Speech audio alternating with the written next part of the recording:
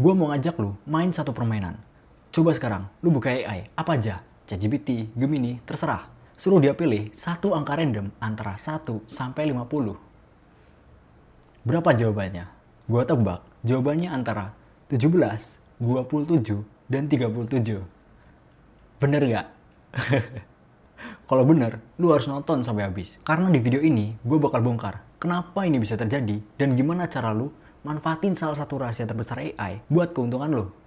Ketika lu suruh dia pilih angka random 1 sampai 50, dia sendiri punya alasan simple kenapa milih angka tersebut.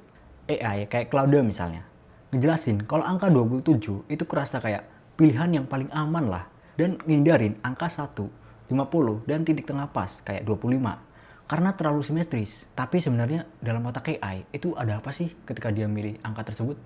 Gini, lu tahu kan AI itu jelas nggak punya kesadaran atau hasil pemikirannya sendiri yang otentik. Tapi dia emang punya berbagai informasi yang udah ditanamin ke sistemnya. Nah, karena informasi itulah AI itu bisa melihat pola.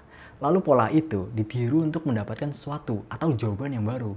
Nih, para peneliti di komunitas AI bahkan punya julukan resminya sendiri, Stochastic Parrot, sebuah mesin pencocokan pola yang canggih banget dan bisa meniru bahasa manusia tanpa paham makna aslinya. Jadi kayak kita ditanyain, lu lagi seneng gini ngapa sih? Kan kita bisa jawab, tadi gue habis dikadoin PS5, makanya gue seneng. Dan AI, ya bisa jawab, bahkan dengan bahasanya yang lebih kaya daripada kita. Tapi apa dia benar-benar paham dan merasakannya kayak kita? No. Nah, biar gampang, kita sebut AI di sini sang peniru. Jadi ada dua hal utama nih yang sang peniru ini tiru. Pertama, meniru kebiasaan dan bias manusia. Peniru ini dilatih pakai data dari berbagai penjuru internet. Artinya, dia bisa ngebaca semua informasi yang ada di internet, kayak chat, forum, artikel, dan lain-lain. Dengan catatan, informasi tersebut dapat diakses secara terbuka. Kalau kayak chat WhatsApp lu gitu, itu nggak bisa karena nggak punya hak. Nah, karena dia punya referensi yang kaya, dia jadi punya banyak referensi untuk membuat sesuatu yang baru. Tapi, ini nimbulin masalah lain, manusia yang penuh dengan bias, dari asumsi, stereotip, sampai pola kebiasaan manusia tertentu. Nah, ketika peniru ini menyerap semua itu tanpa filter, maka bias-bias tersebut bisa diwarisin dalam setiap prediksi atau jawabannya.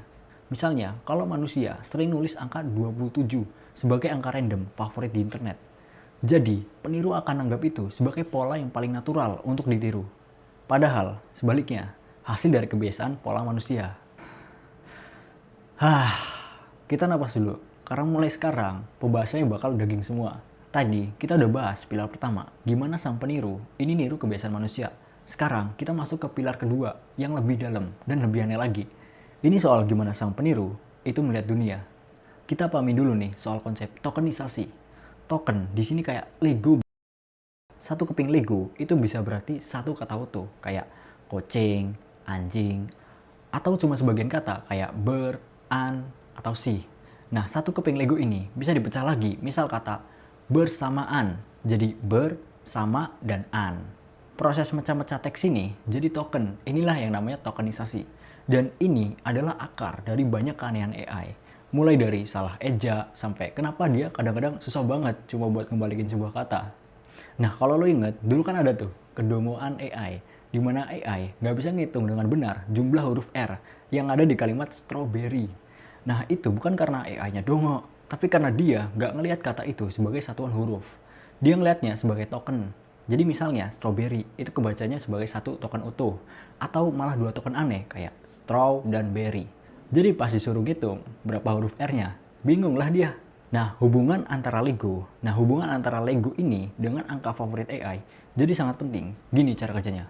Bayangin pabrik Lego atau di sini OpenAI lah yang buat ChatGPT. Nah, pabrik Lego ini mau buat token seefisien mungkin.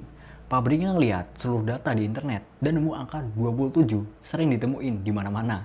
Kayak di data umur, tanggal, contoh kode, dan lain-lain. Karena saking seringnya angka tersebut muncul, dibuatinlah satu keping Lego khusus untuk 27. Sementara angka lain yang lebih jarang muncul, kayak 28 misalnya, itu nggak diprioritasin sama si pabriknya. Jadi, daripada dibikin kepingan khusus, ya mending tetap satuan angka aja. Dan jadilah dua keping Lego terpisah, 2 dan 8. Sekarang, bagian terpentingnya nih. Karena ketika kita tadi nyuruh AI pilih angka random, jadi dia nyari-nyari dulu nih, keping Lego mana yang mau ditampilin sama dia.